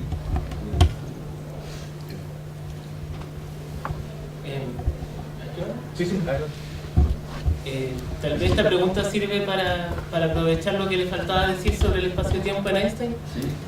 Y tiene que ver que hay un lazo entre física y filosofía, que es como que se da una vuelta para llegar a este lazo, que es a través de la matemática. Y que... Sí, parcial. Sí, es parcial, no, pero es una posibilidad. Y aquí yo lo veo como a partir de los fundamentos matemáticos de Einstein, que están principalmente en Riemann, ¿no? Sí, yo. Sí, bueno, pero, qué sé yo. la cuestión es que a partir de Riemann, que él cuando presenta su conferencia sobre geometría, él dice, bueno, aquí pueden haber muchas consecuencias para la física, pero yo hasta aquí llego, ¿no? Después se va a ver. Y ese relevo lo toman no solamente los físicos, sino también algunos filósofos que ocupan los conceptos de Riemann en filosofía, como Husserl o Bergson, y por eso como que empieza como a diseminarse las nuevas ideas de Riemann, tanto en los campos físicos como en los campos filosóficos. Algunas veces las cambian bastante, eso sí, Claro. o la interpretan de una manera rara. A veces podría ser válido, otras veces es puro sueño. Ahora, quieren saber algo sobre el espacio-tiempo. Yo lo que iba a decir es que el espacio-tiempo, como una unidad, geometrizó demasiado el espacio. Yo tengo la impresión de que eso se ha ido liberando y se va a liberar más con la física cuántica, que enfatiza más la diferencia entre tiempo y espacio. No es aquí el momento para analizar esa idea, pero tengo pensamientos desarrollados en eso. Y en el mismo Einstein, el tiempo es decir, dos eventos o se relacionan temporalmente o se relacionan espacialmente, y es distinto. Lo que sí, en esas cosas tan geometrizadas y con el continuo usado a la manera tradicional, no con fractales o cosas nuevas, sino o con más probabilidad, incluso en las cosas con probabilidad se demuestra en la mecánica estadística, que explica prácticamente toda la termodinámica, no todo, se genera una simetría entre futuro y pasado, y que no es real. La realidad no es simétrica en ese sentido. La medición en física cuántica y las cosas de Boltzmann en mecánica estadística, que no se pueden reducir a las leyes fundamentales, que son simétricas respecto al tiempo, son más afines a lo que observamos todos los días en el mundo material. Y como ustedes ven, lo que estoy haciendo es tomando ideas que las pongo en la mente y las tomo de la realidad material. Más aún, con lo de Gödel y lo que él descubrió, tampoco vamos a entrar en el detalle de eso, se echa por tierra toda construcción abstracta basada en axiomas que yo elijo al azar. no puedo demostrar en la mayor parte de los casos, excepto ciertas cosas fundamentales como lógica proposicional y cosas así, no se puede demostrar la consistencia de los axiomas dentro de la misma ciencia esa en prácticamente ninguna de las ciencias. Ni en la teoría de conjunto, ni en la aritmética, etcétera, etcétera. Y eso significa que o lo demostramos como teoremas en una teoría más amplia que las contiene, o ¿a qué recurrimos? A los casos particulares, que los de matemáticas llaman modelo, los físicos llaman modelo más bien a lo que es general, más abstracto, pero modelo es un caso particular. Pueden ser casos particulares jerárquicamente considerados hasta llegar, por ejemplo, finalmente a lo que nos dan los sentidos. Y eso es lo que ha guiado al hombre a tan exitosamente elegir los mejores axiomas para prácticamente todas las ciencias que han funcionado bien. Están fundados en la abstracción, tal cual, antigua, común y corriente, en dos sentidos, el de Cayetano total y la formal, que es la más fundamental. Tengo dos palabras que fueron simultáneas. Bueno, dos preguntas para la primera exposición. ¿Qué crees tú que hubiese pensado, o que habría pensado, digamos, Platón, de que con el mundo geométrico, el mundo ideal, se hubiesen hecho cálculos para poder predecir un mundo real, siendo que el mundo real, o sea, el mundo de los sentidos, es una aproximación o es una imitación? Y si eso no estancó el avance de la ciencia, digamos. No sé si está claro, digamos. Entre paréntesis, la matemática ahora también tiene escuelas. Ya no es eso de la ciencia tan exacta. Y además eso de la exactitud y el error en cuanto a la medición es una mala aplicación de la Sí, palabra. pero solamente dentro del contexto platónico, no actual, dentro del contexto platónico. Que él hubiese pensado que con los cálculos dentro de ese mundo de la idea, de lo exacto, el tema de la predicción, porque predicción significa que yo me acerco al mundo sensible. Él creía en la probabilidad, creía en la verosimilitud, la opinión es probable. Es decir, él construía, lógicamente, que esto no era sin sentido. O sea, Platón tenía acceso a la inteligencia por un lado, pero también tenía acceso a lo sensible. Y lo sensible tenía que estar de acuerdo con los modelos teóricos que él iba especulando. Entonces, por ejemplo, cuando empezaba a modelar, por ejemplo, cómo se quemaba un trozo de madera, él veía efectivamente si era posible o no que se transformaran cuántas cantidades de tetraedros, digamos, en octaedros, y esos octaedros serían el humo, que sería el elemento mixto, y así, o sea, en el fondo él trataba de alguna manera de suponiendo que fuese lo más exacto posible en su modelo, de dar cuenta del mundo sensible. No sé si esa es la pregunta. O sea, estaría muy contento hoy día con el avance de la ciencia. Lógicamente, sí. Porque es muy platónico en una serie de sentidos. Lo que pasa es que se malentiende a Platón en el sentido de que no se entiende que la matemática para Platón tiene otro nivel de conocimiento, es una ciencia. En Grecia, en el contexto griego, era muy importante hacer esa distinción, de separar que la matemática es una ciencia por sobre lo que es, por ejemplo, saber que hay nubes negras y que están cantando los pajaritos por allá, entonces yo creo que va a llover. O la medicina tradicional que había en ese momento. Para Platón era fundamental, hay que ponerse en el contexto.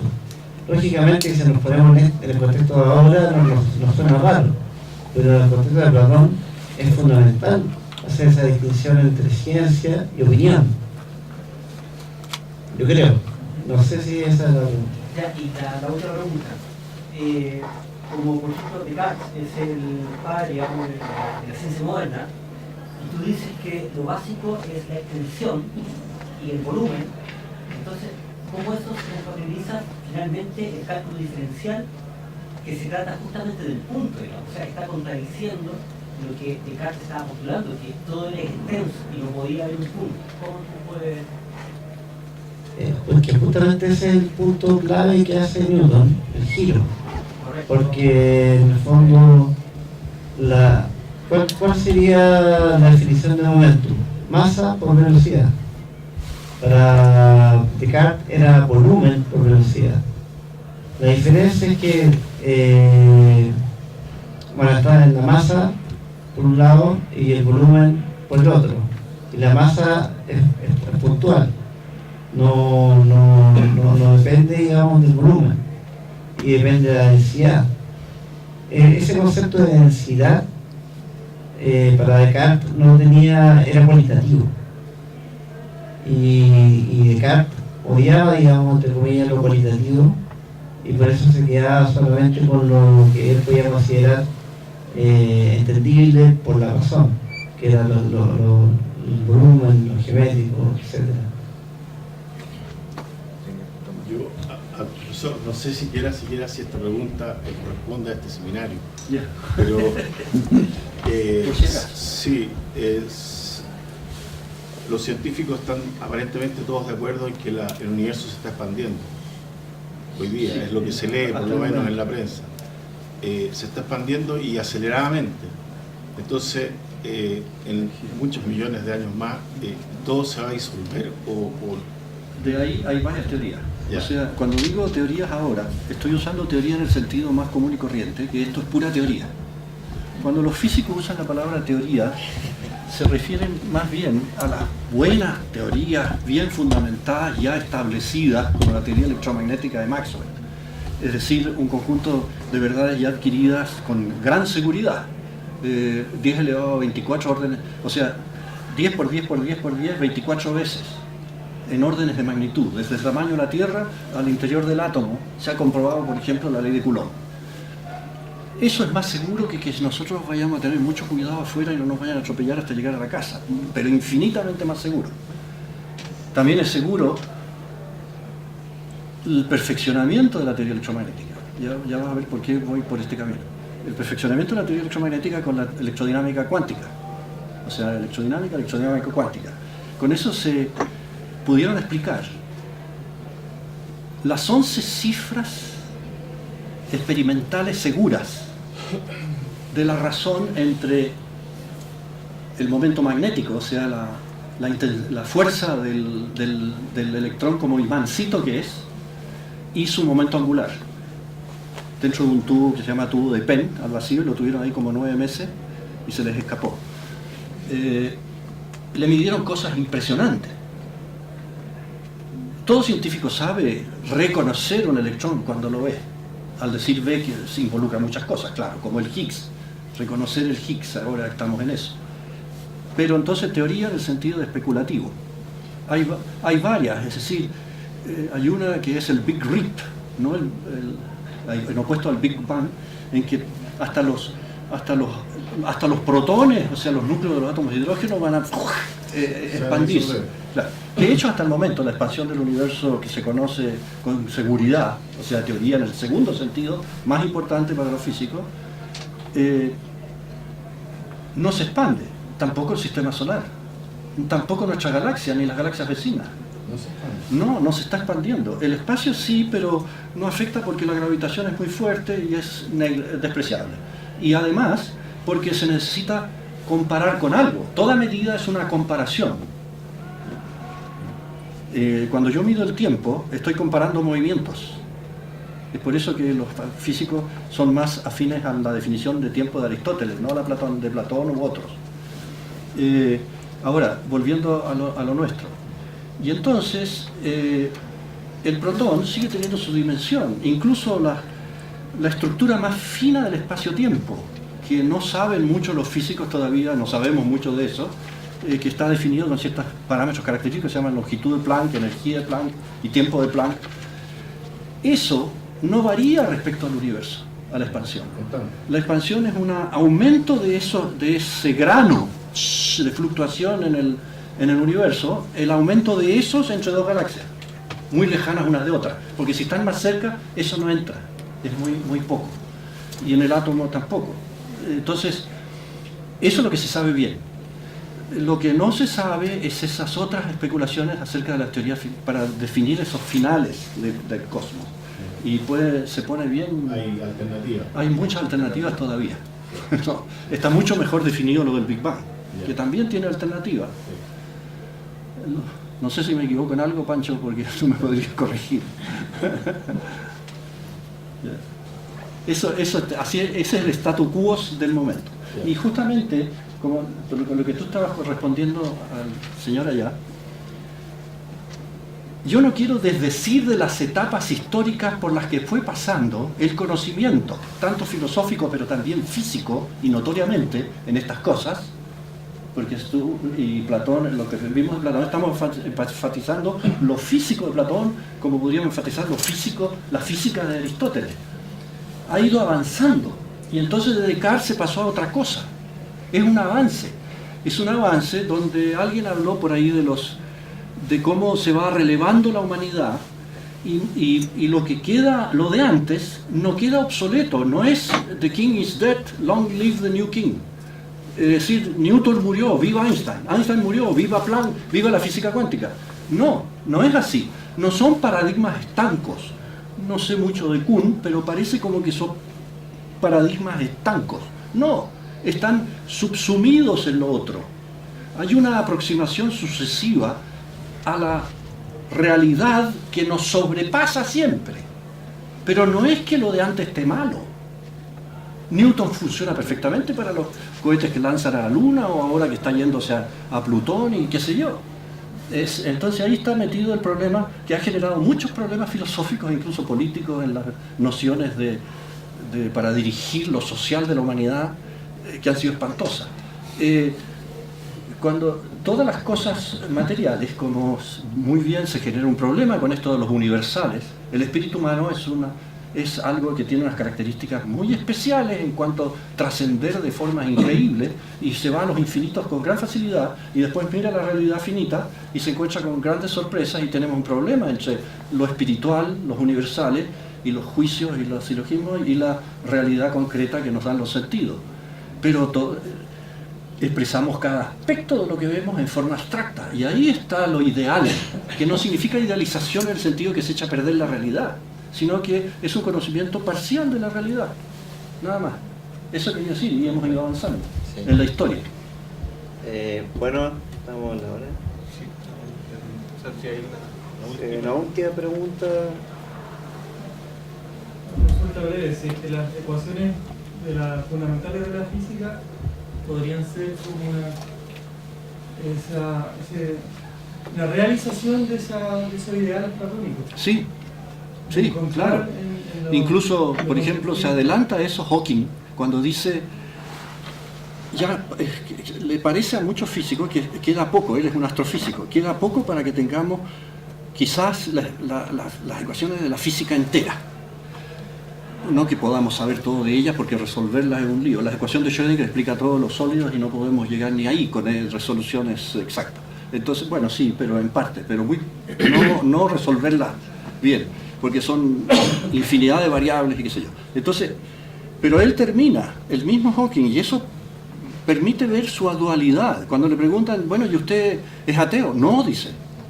Y después cuando le hablan de Dios, dice, no, es que eso, aquí y allá. Y resulta que eso es claro, lo he visto en los diarios, lo he visto en las cosas que él escribe. Al final de la breve historia del tiempo, creo que es en ese libro, llega y dice, pero lo que me interesaría saber, ¿qué es el fuego que hace que esa estructura abstracta, tan completa, que contiene todo lo de Platón y de muchos otros como Descartes después, qué es lo que hace que exista de hecho? ¿Qué es el fuego que hace que exista de hecho? Eso lo dice Hawking al final del libro. Yo creo que es la parte más importante del libro. La última últimas de las Sí, palabras. muy breve. Muchas gracias a los dos expositores. Mi pregunta es la siguiente. Platón nos propone la geometría para entender el universo. Heisenberg aplaude eso y cita a Platón. Descartes continúa con la idea de que la red extensa fundamentalmente es geométrica. Galileo, que es un neoplatónico, dice la naturaleza está escrita en caracteres matemáticos. Einstein cambia la geometría euclidiana por la no euclidiana, pero sigue siendo geometría. ¿Hasta qué punto vamos a seguir amarrados a la matemática? Leí un pasaje en que Feynman dice lo siguiente, Richard Feynman, premio Nobel de física, dice: hasta ahora la matemática ha sido exitosa en física, pero no es evidente que la matemática tenga que ser el único lenguaje en el futuro con el cual hacer física. ¿Qué posibilidad hay de generar un nuevo lenguaje que no sea la matemática? No sé qué podría decir. En matemática, entre paréntesis, antes que tú tomes el micrófono, tómalo. En matemática están en cuanto a fundamento de las matemáticas, cómo se funda todo eso después de Gödel, eso es mucho más serio. Están los neoplatónicos, están los constructivistas, están los intuicionistas, están los formalistas, y creo que hay otras variedades. Lo que dijo Gödel no es tan grave como lo ponen, yo creo. Gödel lo que dijo es que las verdades... No, para mí no es grave, sino que es importante. Sí, es importante, pero no es que haya derribado la matemática entera, sino que dijo que hay un aspecto de la matemática que no es completa. Quiere decir que hay verdades de la matemática que se pueden deducir semánticamente, que no son demostrables sintácticamente, así como... Sí, en el lenguaje, dentro del mismo sistema de axiomas y términos no definidos iniciales. Eso, sí. Y hay varios teoremas, el de completitud, el de indivisibilidad y la otra cuestión. Por ejemplo, en aritmética, si ustedes leen, es un libro bien interesante, The New Mind of the Emperor, la nueva mente del emperador de Penrose, un profesor y colega también, escribieron uno de los mejores libros de relatividad de Hawking. Él, en la segunda edición para adelante, sale, por las críticas que recibió especialmente de la parte de los psicólogos, de la psiquiatría, pero de toda la ciencia y los biólogos. Él muestra que existe, por ejemplo, un teorema, que es el teorema de Bootstein, de la aritmética, que un número que se hace crecer de una manera iterativa y termina en 0, y se pregunta uno, lo han demostrado con computadores que vale para 3, para 4, para 5, para 6, hasta que los computadores no dan más. ¿Vale para todos los números? Y Gödel demostró, en su teorema, hacen ver que eso es una de las infinidad de verdades de la aritmética que no puede deducirse en absoluto de los axiomas de Peano u otros axiomas de la aritmética. Es imposible, o sea, eso no puede ser. Sin embargo, los matemáticos, que son muy pillos, generaron la teoría de conjuntos deltos transfinitos y generalizaron la demostración que se usa en álgebra desde que yo entré en ingeniería, por ejemplo, para demostrar que tengo una sucesión, si algo vale para los primeros términos de la sucesión de una propiedad, y vale además, y suponiendo que valga para el n-avo, y puedo demostrar que vale para n más 1, a partir de eso, vale para todos. Eso se lo llama principio de inducción matemática. No es inducción en el sentido filosófico. Sí, eso es inducción completa. Es más bien una deducción iterativa. Y los matemáticos desarrollaron una cosa que yo no entiendo, porque no soy especialista en eso, de lo que se llama la inducción matemática transfinita. Ahora bien, con eso y la teoría de conjunto demuestran como teorema los axiomas de Peano y también el teorema de Bootstein para todos los números. Entonces, una manera de demostrar que son no contradictorios los axiomas de una determinada teoría es demostrándolos como teorema en una teoría más amplia. Pero ¿quién me dice que los axiomas de la teoría de conjunto son no contradictorios? Y así tenemos entonces un retroceso al infinito y no podemos parar nunca. Sin embargo, también dicen ellos mismos, pero no se ha puesto suficientemente énfasis en eso, en que también si yo tengo que se aplica a un conjunto de objetos particulares los axiomas, que son existentes reales, por ejemplo, u en matemática, unas cosas más concretas que hemos tenido mucho más agarre en ellas, eso demuestra que es también de Gödel, demuestra que los axiomas no son contradictorios. Entonces, hay varias cosas de Gödel en ese sentido. Una de ellas es eso que no es completo, o sea, no puedo demostrar todas las verdades dentro de la misma, pero tampoco puedo demostrar la consistencia de los axiomas. Y basta que un axioma, medio ocultamente, a veces sofisticadamente, es contradictorio con algún otro, y yo puedo en esa teoría terminar deduciendo que un pelo mío es la nobleza de Juan Pablo II, o que 3 es igual a 5. Bueno, ahí entran las lógicas que soportan contradicciones, como las paraconsistentes. Sí, bueno, eso es... al final nos quedamos con la lógica de Bull, que es la más aterrizada. Sí. Bueno, muchas gracias a todos por la participación y un aplauso al profesor.